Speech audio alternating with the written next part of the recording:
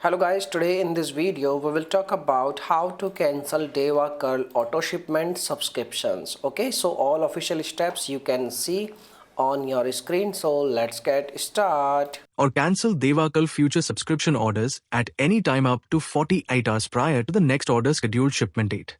If you skip, pause, or cancel within 48 hours of your next subscription order shipment date, your next subscription order will be automatically authorized and you will be charged as further described in the Payment Authorization for Subscription Orders section below. But future subscription order after that will be skipped, paused, and/or cancelled as directed by you.